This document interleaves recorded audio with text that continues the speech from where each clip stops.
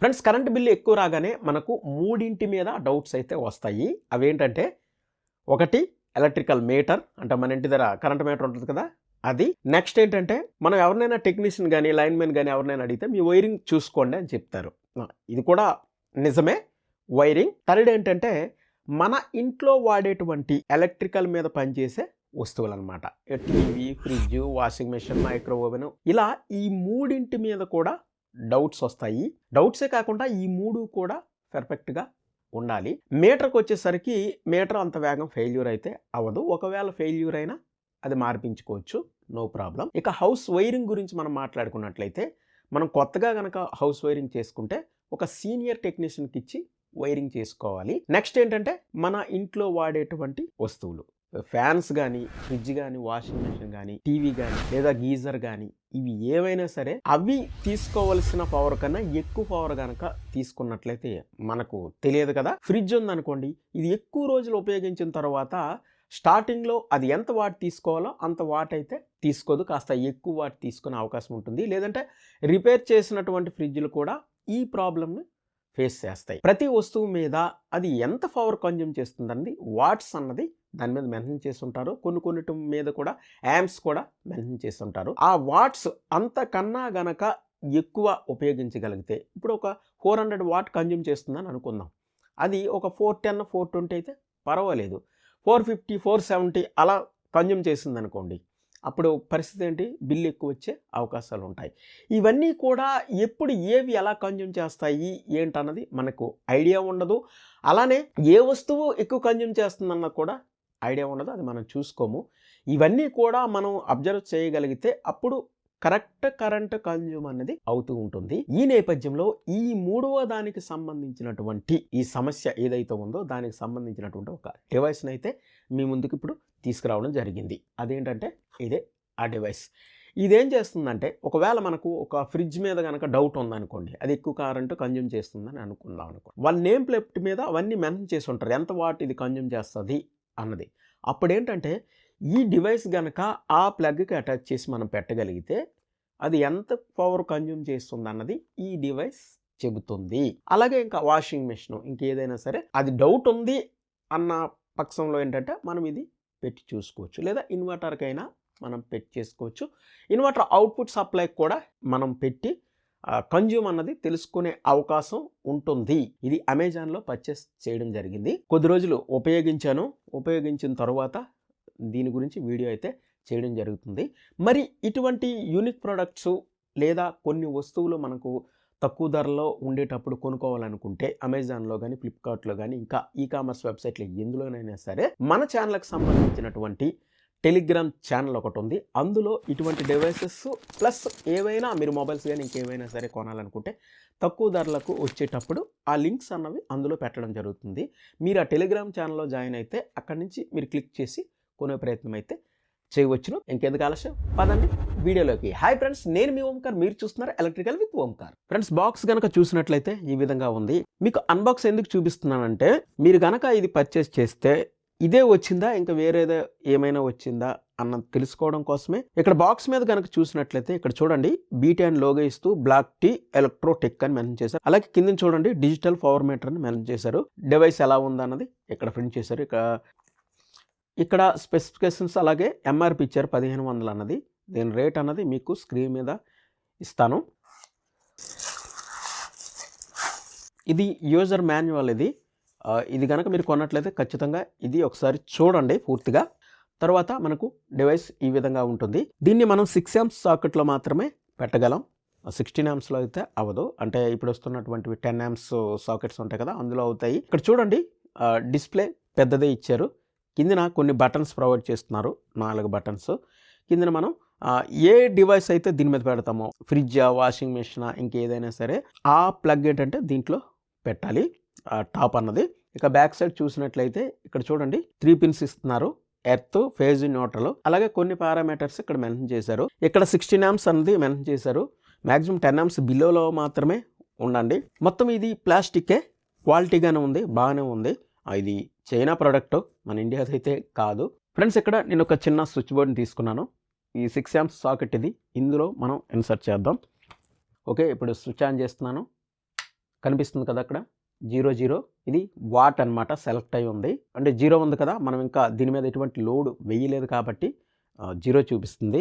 ఇక్కడ బటన్స్ ఇచ్చారు కదా, ఈ బటన్స్ చూడండి. ఇక్కడ ఈ లెఫ్ట్ సైడ్ ఫస్ట్ బటన్ కనుక ప్రెస్ చేసినట్లయితే ఇక్కడ ముందు వాడినటువంటి యూనిట్స్ అనమాట. ఇవి 8 యూనిట్ల 914 పాయింట్స్ అయ్యాయన్నమాట. అంటే ఇవి 999 అయితే ఇక్కడ ఒక యూనిట్ అనేది కన్జ్యూమ్ అవుతుంది. అంటే 1000 వాట్ మనం గంట గనక వాడినట్లయితే ఒక యూనిట్ కన్జ్యూమ్ అవుతుంది. ఆ రకంగా ఇది క్యాల్కులేట్ వేస్తుంది. ఇవి 8 యూనిట్లు మనం యూజ్ చేసినట్లుగా ఇందులో ఉంది. ఎందుకంటే నేను ఆల్రెడీ ఇది టెస్ట్ చేస్తానని చెప్పాను కదా, ఇది నేను వాడినటువంటి 8 యూనిట్లు అనమాట. ఇది మనం అరేంజ్ చేసుకోవాలంటే అరేంజ్ చేసుకోవచ్చు. ఇక అదే బటన్ మళ్ళీ ప్రెస్ చేసినట్లయితే ఇక్కడ మీకు రేట్స్ అనేవి చూపిస్తుంది. అంటే రేట్స్ మనం ఫీడ్ చేసుకుంటే యూనిట్కి ఎంత అన్నది దాన్ని బట్టి ఇది క్యాల్కులేట్ అవుతుంది. కాకపోతే ఇండియన్ కరెన్సీ అన్నది ఇందులో లేదు. మనకు ఇతర దేశాల యొక్క కరెన్సీ డాలరు మిగతా ఏవో కొన్ని అయితే ఇచ్చారు. ఈ లెఫ్ట్ సైడ్ ఉన్నటువంటి ఈ బటన్లో 3 ఆప్షన్స్ అయితే ఉంటాయి. వాట్స్, యూనిట్స్, నెక్స్ట్ కరెన్సీ అన్నమాట. ఓకే, నెక్స్ట్ సెకండ్ బటన్ కనుక మనం ప్రెస్ చేసినట్లయితే ఇక్కడ విఏ అన్నది చూపిస్తుంది. అంటే పవర్ సప్లైని కేవీఏలో విఏలోనూ కొలుస్తారంటారు కదా, అలా ఇది వోల్టేజ్ యాంపియర్స్ అన్నది ఇక్కడ చూపిస్తుంది. ఇదే కనుక మళ్ళీ మనం ప్రెస్ చేసినట్లయితే 235 వోల్టేజ్ అన్నది చూపిస్తుంది. అంటే ఇప్పుడు ఉన్నటువంటి పవర్ సప్లై 235 అన్నది చూపిస్తుంది. ఇక నెక్స్ట్ మనం అదే బటన్ కనుక ప్రెస్ చేసినట్లయితే యాంప్స్ అన్నమాట ఇక్కడ చూపిస్తుంది. మనం ఏ డివైస్ అయితే వేస్తున్నామో వాటి యొక్క ఎంత యాంప్స్ కరెంటు డ్రా అవుతుంది అన్నది ఇక్కడ మనకు చూపిస్తుంది. ఇలా ఇందులో 3 ఆప్షన్స్ అయితే చూపిస్తుంది. నెక్స్ట్ ఏంటంటే మనం థర్డ్ బటన్ కనుక ప్రెస్ చేసినట్లయితే ఇక్కడ ఫ్రీక్వెన్సీ అన్నది చూపిస్తుంది. 50 హెర్ట్జ్ కదా మన ఇండియన్ ఫ్రీక్వెన్సీ, అదే 50 హెర్ట్జ్లో పవర్ సప్లై ఉందన్నది చూపిస్తుంది. మళ్ళీ కనుక ప్రెస్ చేసినట్లయితే ఇది పవర్ ఫ్యాక్టర్ అనమాట. ఇది గృహ అవసరాలకైతే ఉపయోగపడదు. అంటే మోటార్స్ ఏవైనా ఉపయోగించేటప్పుడు అప్పుడు పవర్ ఫ్యాక్టర్ అనేది నమోదు చేసి చూపిస్తుంది. అయితే నేను వాడేటప్పుడు పవర్ ఫ్యాక్టర్ కొంత చూపించేది. అయితే ఇంట్లో అన్నది పవర్ ఫ్యాక్టర్ అంతా నమోదు చేసుకోవాల్సిన అవసరం ఏమీ లేదు. అంతే, ఇందులో 2 ఆప్షన్స్ మాత్రమే ఉన్నాయి. ఇక నెక్స్ట్ ఫోర్త్ బటన్ కనుక మనం ప్రెస్ చేసినట్లయితే ఇక్కడ చూడండి, ఇది కిలో వాట్స్లో అమౌంట్ కరెన్సీ కౌంటింగ్ అనమాట. మళ్ళీ ప్రెస్ చేసినట్లయితే ఇది టైమింగ్ అనమాట. నేను 34 గంటలు అలా ఇది టెస్టింగ్లో ఉపయోగించినటువంటి టైం ఇది. మనం ఒక డివైస్ ఎన్ని గంటలు ఉపయోగించామన్నది ఇక్కడ టైం అన్నది చూసుకోవచ్చు. ఇక స్క్రీన్ విషయానికి వస్తే ఈ స్క్రీన్ అన్నది బ్లూ కలర్లో మనకు కనిపిస్తుంది. అంటే మీకు స్క్రీన్ మీద లైటింగ్లో అలా కనిపించకపోవచ్చు. ఈ స్క్రీన్ వెలగడం అన్నది మనకు వద్దనుకుంటే, ఓన్లీ లెటర్స్ కనిపిస్తే చాలు అనుకుంటే ఇక్కడ చూడండి లెఫ్ట్ సైడ్ ఫస్ట్ బటన్ని మనం ప్రెస్ చేసి అలా 3 సెకండ్స్ హోల్డ్లో ఉన్నట్లయితే ఆ లైటింగ్ అన్నది ఆగిపోతుంది, లెటర్స్ అనేవి కనిపిస్తాయి. మళ్ళీ మనకు కావాలనుకుంటే ప్రెస్ చేస్తే ఆటోమేటిక్గా వెలిగిపోతుంది. ఇది సెట్టింగ్ బటన్ అనమాట. ఇది హోల్డ్ చేసి 3 సెకండ్స్ ఉంటే మనం దీంట్లో ఉన్నటువంటి కరెన్సీని మనం సెట్ చేసుకోవచ్చు, యూనిట్ కాస్ట్ ఎంత అన్నది. ఒకవేళ వీడిచ్చినటువంటి ఆ డాలర్ కానీ మిగతా కరెన్సీ ఏవైతే ఉన్నాయో అవి మనకి తెలిస్తే ఆ రకంగా సెట్ చేసుకుంటే అమౌంట్ అన్నది తెలుసుకోగలము మన ఇండియన్ కరెన్సీలోకి మార్చుకొని. తర్వాత ఇవి అప్ అండ్ డౌన్ బటన్లో ఇది హెర్ట్జ్ ఫ్రీక్వెన్సీ బటన్ మీద ఇక్కడ చూడు స్లాష్ ఇస్తూ ప్లస్ ఇచ్చాడు, అలాగే ఇక్కడ స్లాష్ ఇస్తూ మైనస్ ఇచ్చాడు. ఈ 2 బటన్స్ ఏంటంటే మనం సెట్టింగ్స్లోకి వెళ్ళేటప్పుడు ఇవి ప్లస్ మైనస్ చేసుకొని ఆ సెట్టింగ్స్ అన్నవి మార్చుకోవడానికి ఉపయోగపడతాయి. ముఖ్యంగా ఏంటంటే మనకి ఇందులో ఎంత వాట్ వినియోగిస్తుంది లేదా ఎంత యాంప్స్ వినియోగిస్తుంది, తర్వాత ఆ డివైస్ ఎన్ని యూనిట్లు వినియోగించుకున్నది అన్నది మనకు ఇవి తెలిస్తే చాలు. ఈ డివైస్ అంతవరకు మనం ఉపయోగించుకోవచ్చు. బాగానే ఉంది, పర్లేదు, నేను యూజ్ చేసి చూశాను. ఓకే, ఇప్పుడు లోడ్ వేసి చూద్దాం. చూడండి లోడ్ వేసాను. చూడండి మీకు 953.3 అంటే 1000 వాట్ లోడ్ వేసాను నేను. కాకపోతే అది ఐరన్ బాక్స్ అనమాట, హీట్ ఎక్కుతూ ఉంటుంటే అలా మీకు తెలుస్తుంది. అలాగే నెక్స్ట్ ప్రెస్ చేసినట్లయితే ఇక్కడ యూనిట్ కౌంట్ అన్నది మీకు చూపిస్తుంది. అలాగే ఉపయోగిస్తున్న కొలది చూపిస్తుంది. చూడండి ఇక్కడ 3 మారింది, కాసేపు ఆగితే చూడండి 4 వచ్చింది. 1000 వాట్ లోడ్ వేసాం కాబట్టి ఇక్కడ పాయింట్స్ అనేవి టకటక మారిపోతాయి.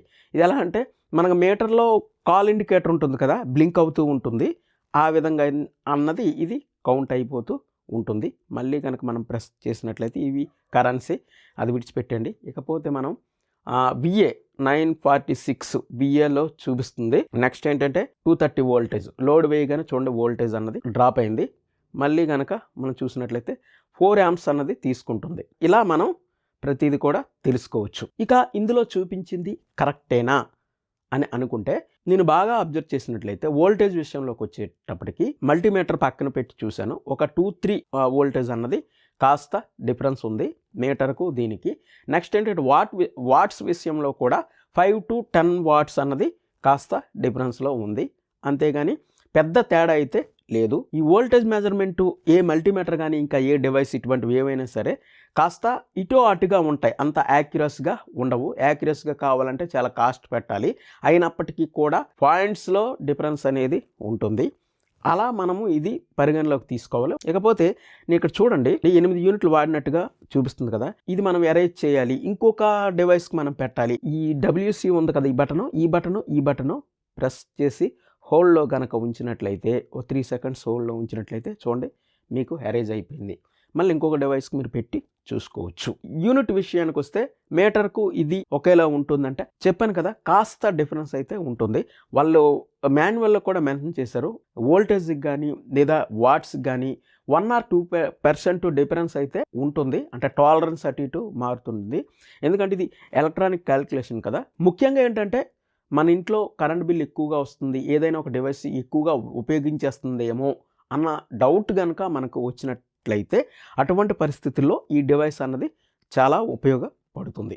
చూసారుగా వీడియో, డివైస్ మీకు నచ్చే ఉంటుంది అని అనుకుంటున్నాను. ఇది కనుక అవసరమైతేనే తీసుకోండి, లేదంటే స్కిప్ చేసేయండి, నో ప్రాబ్లం. మరి ఈ వీడియో చూసి వెళ్ళిపోకుండా గట్టిగా మీరు లైక్ చేయండి, చాలామందికి ఇది వెళ్తుంది. అలాగే మీ ఫ్రెండ్స్ అండ్ ఫ్యామిలీ మెంబర్స్తో ఈ వీడియోని షేర్ చేసుకోండి. ఫస్ట్ టైం కనుక ఈ ఛానల్లో వీడియో చూస్తుంటే ఇటువంటి వీడియోల కోసం మన ఛానల్ని వెంటనే సబ్స్క్రైబ్ చేసుకోండి. ఇక మరొక సరికొత్త వీడియోతో మళ్ళీ కలుద్దాం ఫ్రెండ్స్. అంతవరకు బాయ్.